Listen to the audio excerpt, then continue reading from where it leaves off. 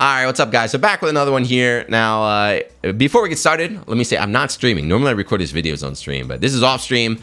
I'm trying something new so I get more content. So if this video is a little bit weird, bear with me as I get used to this. But anyway, today I wanted to address something that happened. Reiterate a topic I've talked about on this channel dozens of times. I got videos going over it. But once again, I'm begging you, I'm asking you, please try some different fighting games. That's it, right? So you know the meme right here, the Utopia meme. This is what I think the FGC would be if everybody tried different games. Now, I'm not telling you have to quit. I'm not saying quit your main game, pick up this anime game. That's what you have to do. I'm just saying dabble, experiment, broaden your horizons, try some other stuff. And I just want to share, I got a couple points. I want to kind of get my point across. But before we get into it, why am I saying this? Why am I once again talking about this? So we had the EVO Award Show where one of the categories was Best Button, and it was won by Ken's Crouch Medium Kick. Now, first of all, that's not even Ken's best button. I think all the Street Fighter players are like, no, it's a Stand Fierce, but it's not even the best button in Street Fighter 6, but it beat Grand Blue's Dash L 6XL, which if you play Grand Blue at all, if you played the game for 3 minutes, I think you understand how stupid that button is. It's clearly like the strongest button of last year, but it lost, and that's fine. I understand there's more people playing Street Fighter. It's a popularity contest, they won, but it's kind of just the discussion that came from that was pretty ugly. On Twitter, if you saw some of the replies, are just like, nobody cares about your game. Your game is stupid. Like, Street Fighter's king. We only play popular games. We only play the big games. And it's always been like this, right? There's always a group of people that they only want to play what's the most popular, what's the biggest. They never want to try anything else. Some people, I can't change their minds. But for you, if you're a newer fighting game player, you picked up, Street Fighter 6, Tekken 8, the current Strive, maybe the current generation of games. I just want to try and convince you, just experiment a little bit. And also, before we get started, I do need to say, because there's some people saying, oh, Juno, you're just a butthurt anime fan. I do not.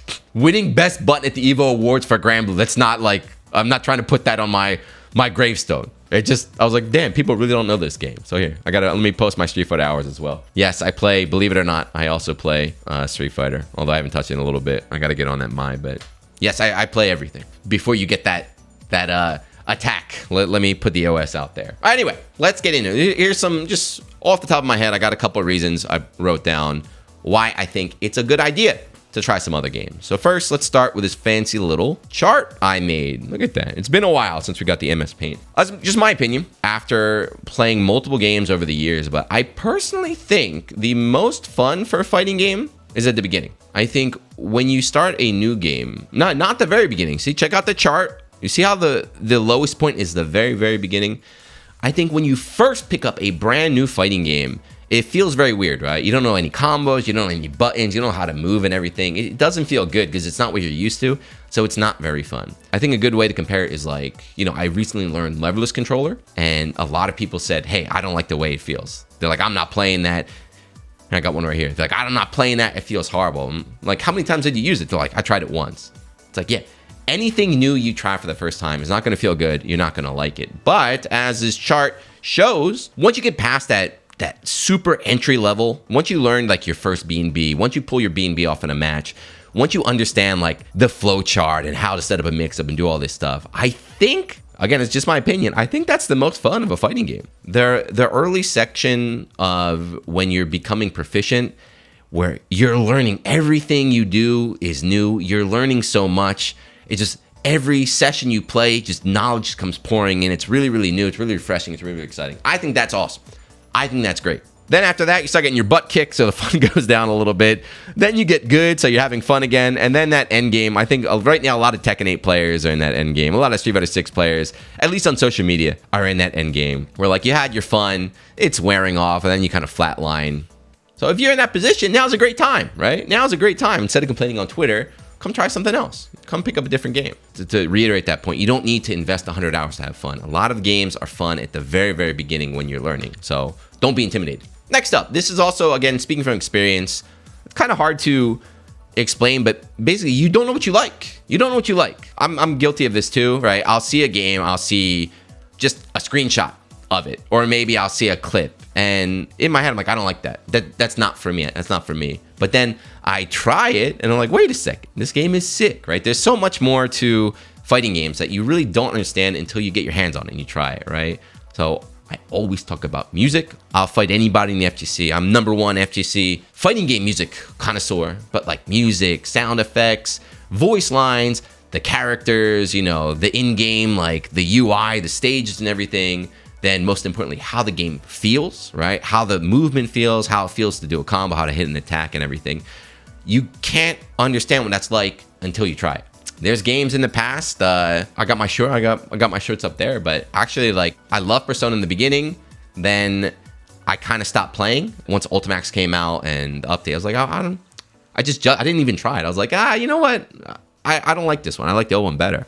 So I didn't play it for like a year. Then I picked it up. I was like, why did I not try this earlier? I loved it. What other fighting game would I say that? Oh, the most recent example I would say is probably KO15, honestly. If you watch this channel, before KO15 was coming out, I was covering it. I was like, yeah, this is a game I'll play for a week, 2 weeks. I like it, it's just not my cup of tea. I played that game for like 6 months. I was getting super sweaty in it. Gar was coming out. Again, before Gar comes out, me personally, in my head right now, I'm like, it's not a game that I'm really going to enjoy. I'm going to play it, try it, have some fun with it. Probably put off to the side, but I could be wrong.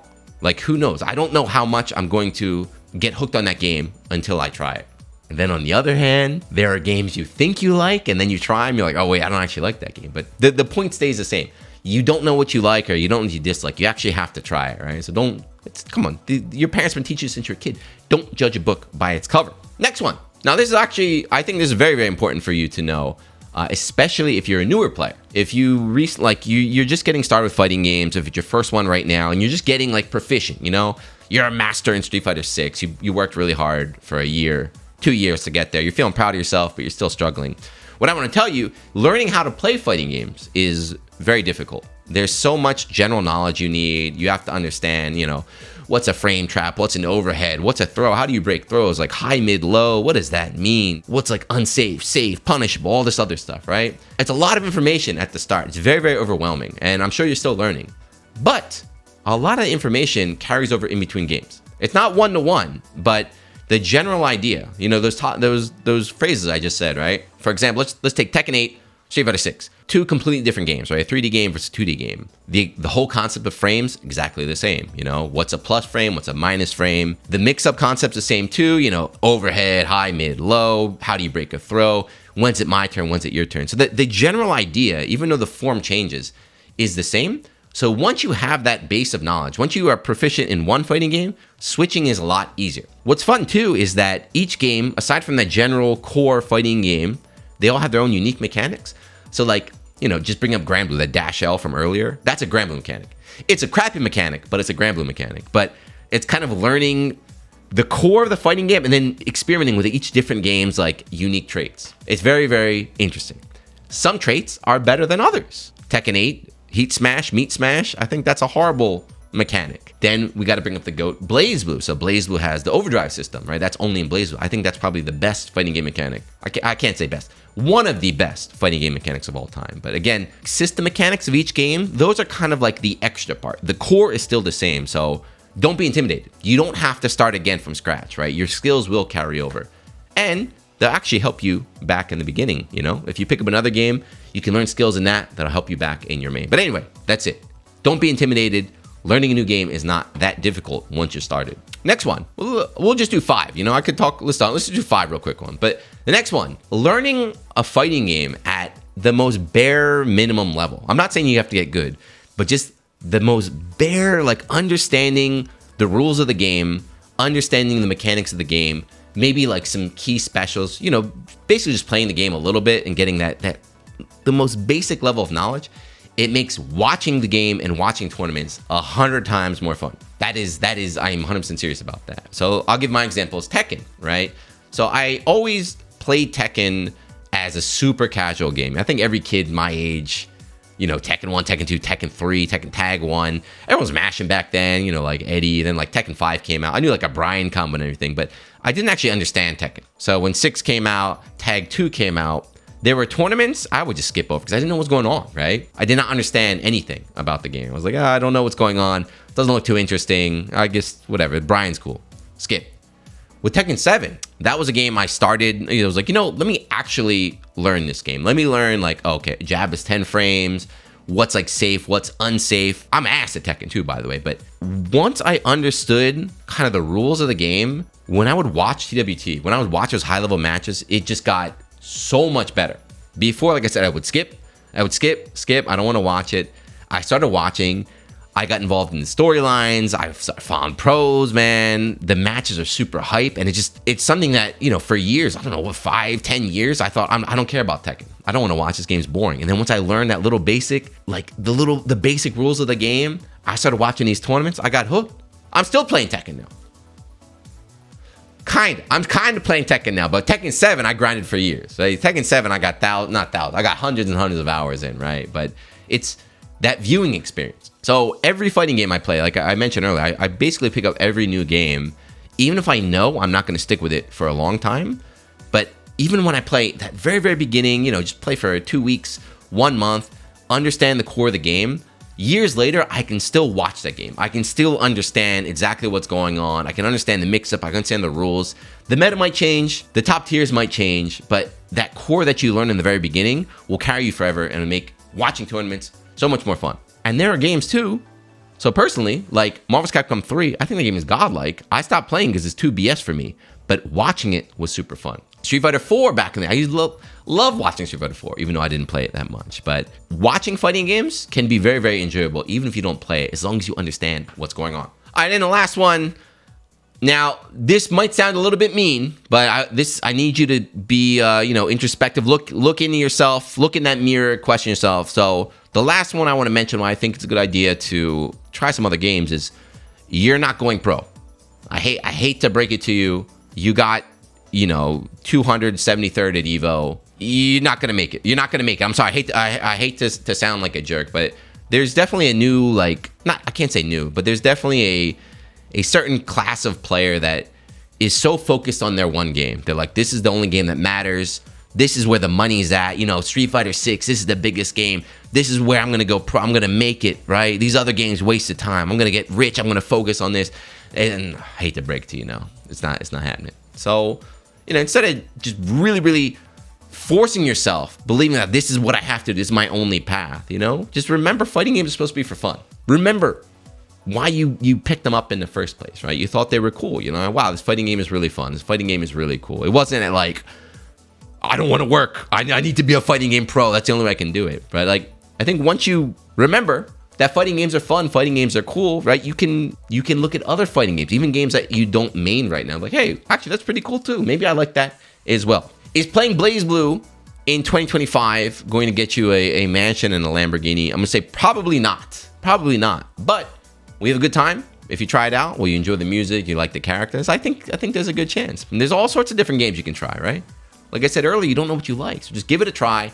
Remember, they're for fun. Stop chasing I can't even say, is it a dream? I don't know. Stop chasing that fantasy that I only need to play the biggest game. I'm going somewhere. I'm going to be rich. I'm going to do this, right? Just remember, have fun. Enjoy fighting games. Enjoy the music. Experience. Stop picking on us poor anime players. But yeah, that's it. Like I said, I think I got my points across. There's still a lot more, but like I said too, I know a lot of people are just going to be like, shut up. Nobody cares. We only want to play this. But I think if you're on the fence, if you've never tried playing a new game, give it a shot. Also, I'm not telling you should drop. I know fighting games are expensive, right? I'm not saying look, you got to buy Tekken 8 with the season pass, $150. Pick up Granblue, $80. You can pick up an old game. You can get Guilty Gear Plus R for 73 cents on sale.